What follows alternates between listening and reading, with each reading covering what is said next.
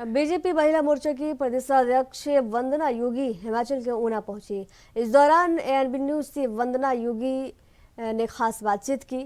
वंदना योगी ने कहा कि मैं बहनों से ऊर्जा लेने के लिए ऊना आई हूं। उन्होंने कहा कि महिला राष्ट्र की आधार शक्ति है। महिला के बिना ना हमारा घर सुरक्षित है, ना स्वच्छ है, ना समृद्ध है। नमस्कार, एएनबी न्यूज़ में आपका स्वागत है। आज हमारे साथ भारतीय जनता पार्टी की प्रदेशाध्यक्ष, महिला मोर्चा के प्रदेशाध्यक्ष वंदना योगी जैन से खास बातचीत करेंगे, क्योंकि जैसे जैसे चुनाव नज़दीक आ रहे हैं वैसे वैसे महिलाओं का जो दमखम है वो काफ़ी ज़्यादा लगता हुआ यहाँ पर दिखाई दे रहा है। और उसी दमखम को लगातार हवा देने के लिए वंदना योगी प्रवास पर हैं और आज ये पहुँची है ऊना में। स्वागत है पहले तो। धन्यवाद। वंदना जी, लगातार अगर बात करें तो आप प्रवास पर हैं, चुनावों के मद्देनज़र देखा जाए, कभी कुटलैहड़, कभी गगरेट, कभी अन्य क्षेत्रों में जहां लोकसभा के लिए आप वोट मांग रही हैं, वहीं आप उपचुनाव के लिए भी वोट मांग रही है। कैसा अनुभव हो रहा है, कैसा लोगों का रुझान और माहौल दिख रहा है? पहले तो आपका बहुत बहुत धन्यवाद। और आपके चैनल के माध्यम से मैं देवभूमि के अपने पूरे समाज को, पूरे मतदाताओं को लोकतंत्र के महापर्व की बधाई भी देती हूँ और अग्रिम शुभकामनाएं भी देती हूँ। और बहुत उमंग है, बहुत जोश है। स्वाभाविक रूप से गत 10 वर्षों में पूरे देश ने भारत के जो बढ़ते कदम को महसूस किया है, वो जो आनंद की अनुभूति है, वो जो एक ऊर्जा है, वो अपने सारे समाज में देखने को मिल रही है। और बहनें बहुत उमंगित हैं। मैं तो बहनों से ऊर्जा लेने आ रही हूँ और सब जगह से ऊर्जा संकलित कर रही हूँ।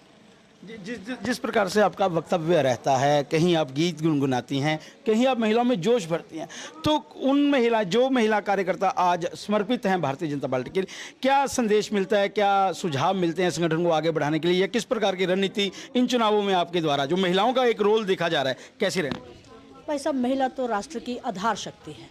जैसे एक घर एक बहन के बिना ना सुरक्षित होता है, ना स्वच्छ होता है, ना स्वस्थ होता है, ना समृद्ध होता है, वैसे ही हमारा समाज, हमारा राष्ट्र भी बहनों के बिना ना स्वच्छ है, ना समृद्ध है, ना सुरक्षित है।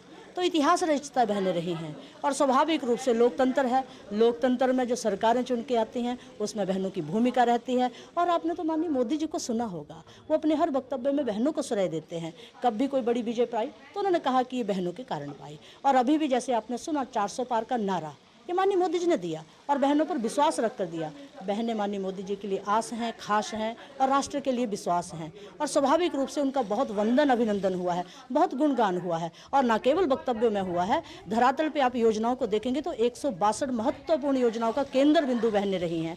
और उस जोश में बहनें हैं और उनकी जिम्मेवारी भी बनती है और बहनें दायित्व भी समझती हैं। धरती माँ, गंगा माँ, गीता माँ, ऐसे थोड़ा कहा जाता है, एक बहन भी माँ। इसीलिए कहा जाता है कि धरती जैसा धैर्य रखती हैं और गीता जैसा ज्ञान रखती हैं, गंगा जैसी शीतलता रखती हैं। तो उनका इतना गुणगान हुआ। और हम तो कहते ही हैं ना, सुनते हैं, क्या सुनते हैं, जहाँ नारियों का सम्मान होता है वहाँ देवता बसते हैं। और देवता कौन होते हैं? देने वाले।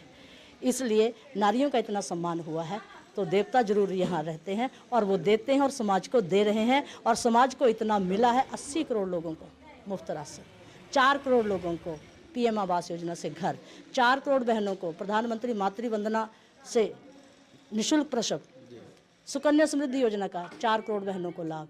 आज बेटी बचाओ बेटी पढ़ाओ का जो नारा माननीय मोदी जी ने आते ही दिया था, उसका परिणाम आप देख रहे हैं। 1000 पुरुष के ऊपर 1020 बहनें, ऐसा लिंग अनुपात हुआ है। ये क्यों करके हुआ है? ये शीर्ष नेतृत्व के इस महत्वाकांक्षी योजनाओं का परिणाम है। तो